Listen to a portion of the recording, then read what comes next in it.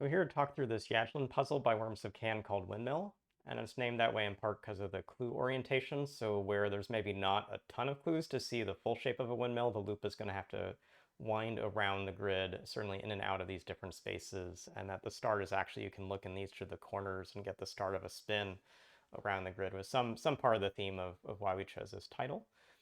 This week we're highlighting speed solves as much as logical solves, and so I'm going to do something I don't always do in this site, but I'm going to start by giving you a paper playback of me testing this puzzle for the first time. So this is a blind solve of this grid and me going through speed solving type approaches. And the key thing to note as you watch this will be how long does it take me to zero in on the breaking points for this puzzle. And so I wouldn't typically in a video give you the 3x form, but when I'm doing paper solve and fast, just seeing that I have to have blocked cells in those spaces as part of my speed solve notation I'll use in Yajilin.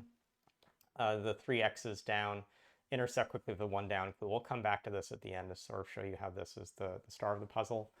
I'm not going to be making Grandmaster time in this puzzle when you see that I actually have left out an observation in the 6th row, so I shaded the far right clue, but I could have actually done more of the 3 right clue right away to get a little faster setting there, but I will still come back to it pretty quickly, sort of getting a feel for like where must something more be forced, and that forceability comes from seeing that that shaded cell would put a donut in here, this would close immediately, and so we have to actually have both of those clues from the 3 right going to the right.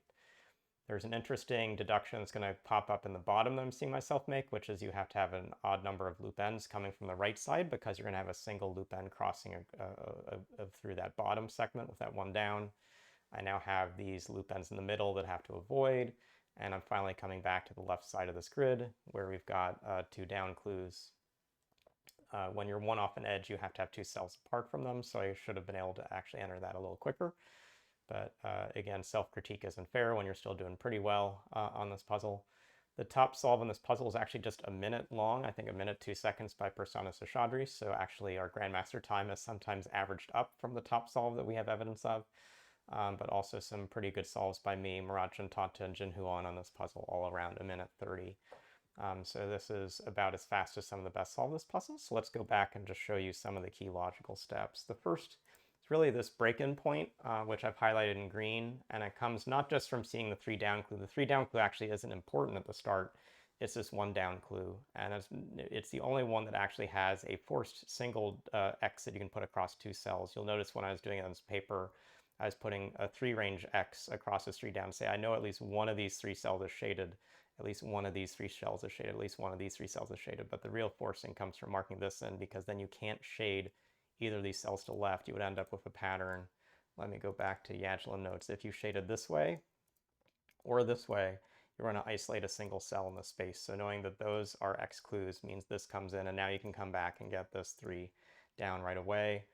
And then the faster route, if you'd gotten that progress, what I was doing in the paper solve was see something like if this X moves to the left, I'm going to leave behind. And so I looked at this X first. If you look at this X first, you'll see that you actually force this whole set down. And once this is moved to the right, they both move to the right. This comes up quickly. Now you can look at this 2 up clue. See it, you can't shade a cell like this. So this comes in, the 1 up's now forced. These get marked. Just as before, this is the last key step in the solve, so I'll highlight it now. If I come in here and to show you this kind of thinking, I'm looking across all of these ends in this space, and I know for sure I'm going to have 1 loop end come in here. So it's going to go this way or this way, but I have 1, 2, 3, and this is 4 loop ends. And so if this turned out, I don't have enough loop ends in the space to have a single loop, so this must turn down. And that turning down, again, I don't actually know which way this line goes. That turning down forces this orientation, puts in this shading, puts in that cell, and that seeds the rest of the solve. So to even sometimes subdivide the grid, this is just a Tuesday puzzle, but one of the things that likely separated the top solvers from the master or expert level solvers was cluing into this area pretty well. And I think I did pretty well in the live playback, but hopefully this is clear in the post-solve talk through of how to work through this puzzle. So thanks again for watching this video. We'll have more throughout this Yajilin week as we see how I do well or don't do well in solving these puzzles fast, but always coming back to then give you the logical steps if they were missed in the video to make sure you have the same context as usual. So thanks for watching, and we'll see you again soon.